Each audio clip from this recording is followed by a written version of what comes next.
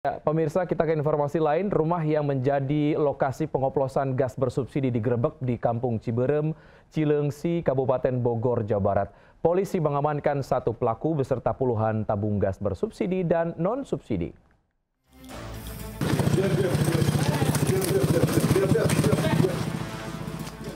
Tim Reserse Kriminal Polsek Cileungsi menggerebek sebuah rumah di Kampung Ciberem, Desa Cileungsi Kidul, Kecamatan Cileungsi, Kabupaten Bogor, Jawa Barat.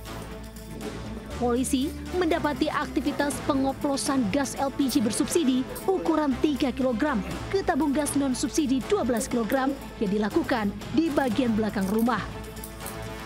Seorang terduga pelaku, JT, diamankan saat tengah melakukan aksi pengoplosan. Sementara satu pelaku lainnya, JF, berhasil melarikan diri. Dalam penggerebekan ini, polisi menyita 42 tabung gas ukuran 12 kg, 68 tabung gas LPG subsidi 3 kg, 16 pipa besi modifikasi, serta alat suntik hingga mobil pick-up. Atas perbuatannya, pelaku terancam hukuman 6 tahun penjara. Polisi masih memburu jaringan pengoplosan gas bersubsidi di wilayah Bogor dan sekitarnya. Dari Kabupaten Bogor, Jawa Barat, Cahyat Supriyatna melaporkan. Dua pengamen terekam CCTV saat membawa kabur tas berisi laptop milik penumpang KRL yang tertinggal di Stasiun Duri, Jakarta Barat. Hasil pemeriksaan, kedua pelaku sudah 5 kali beraksi di dalam kereta KRL.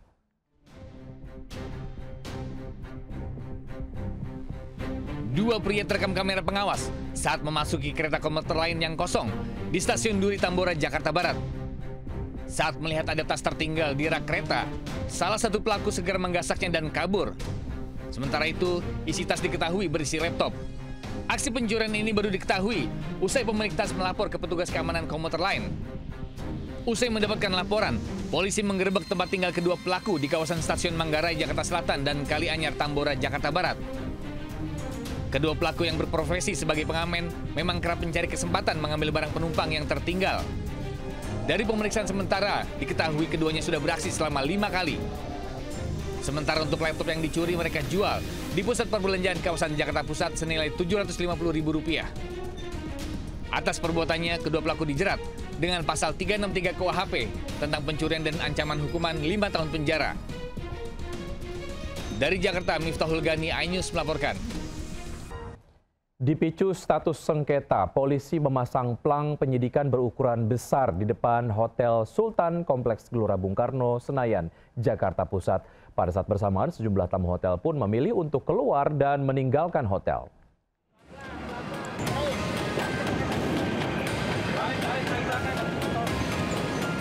Petugas gabungan Bareskrim Mabes Polri dan Polda Metro Jaya memasang pelang penyidikan berukuran besar di halaman utama Hotel Sultan di Kompleks Gelora Bung Karno, Senayan, Jakarta Pusat.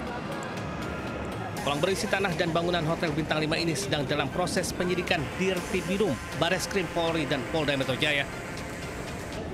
Di waktu bersamaan, sejumlah tamu yang tengah menginap terlihat keluar dari dalam hotel dengan membawa tas perlengkapan mereka.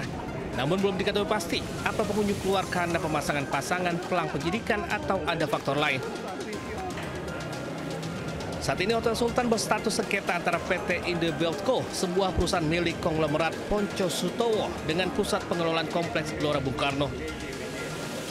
Majelis Hakim PT UN Jakarta pun sudah menolak gugatan Indobeltco dengan alasan hotel tersebut berdiri di atas lahan milik negara. Dari Jakarta, Rani Sanjaya, iNews melaporkan. Seorang pelajar nyaris jadi korban pengeroyokan gerombolan pelajar lain di Lebak, Banten. Melihat kejadian tersebut, warga pun menghalau pelaku dan mengamankan satu sepeda motornya.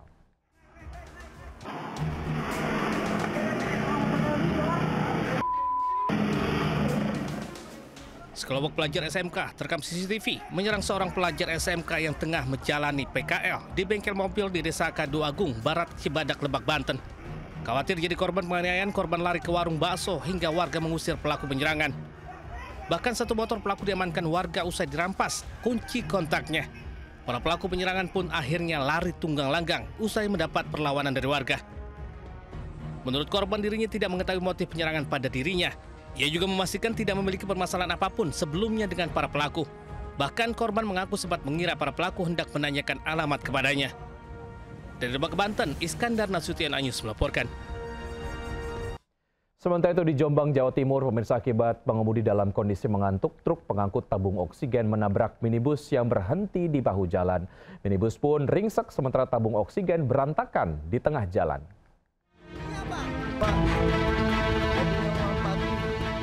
Satu unit minibus ringsek akibat ditabrak truk pengangkut tabung oksigen di jalan tol kawasan Desa Kadung Betik, Kesamben, Jombang.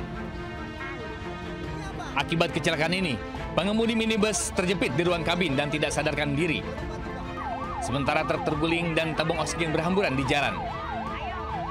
Kecelakaan berawal saat truk melaju dengan kecepatan tinggi dari Jombang menuju Surabaya. Diduga supir mengantuk, sehingga saat minibus berhenti mendadak di bahu jalan, ia tidak bisa menghindar. Truk pun menabrak bagian belakang minibus hingga ringsek. Akibat kecelakaan ini, supir dan satu penumpang minibus menderita luka dan dibawa ke rumah sakit untuk perawatan medis. Dari Jombang, Jawa Timur, Mukhtar Bagus, iNews melaporkan. Satu unit gardu listrik terbakar hingga terjadi ledakan di Jalan Pesanggerahan, Kembangan Selatan, Jakarta Barat. Api dengan cepat melalap gardu listrik lalu menyambar tiang kabel listrik udara hingga kabelnya terputus. Sontak kebakaran ini membuat panik warga yang melintas saat akan beraktivitas di pagi hari. Apalagi sempat terdengar suara ledakan akibat kebakaran ini. Petugas damkar sektor Kembangan segera ke lokasi dan memadamkan api serta melokalisirnya agar tidak terjadi perambatan ke bangunan lain. Dan belum diketahui penyebab kebakaran, namun dilaporkan tidak ada korban jiwa atau terluka. Saat ini petugas PLN masih melakukan perbaikan dan arus lalu lintas arah Kedoya serta Kebonjeruk sudah normal.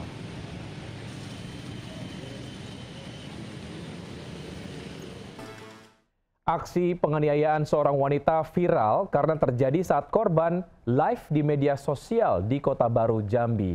Ironisnya, dalam video viral tersebut juga sempat terdengar teriakan dari anak kecil. Ya ampun, kan ini. Tengok, tolong.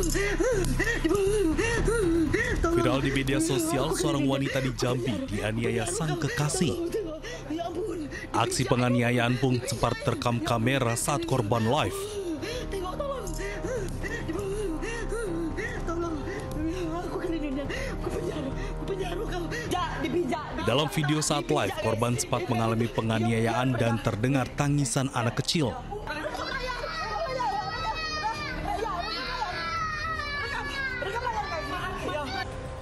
Setelah viral di media sosial, akhirnya pelaku penganiayaan ditangkap polisi.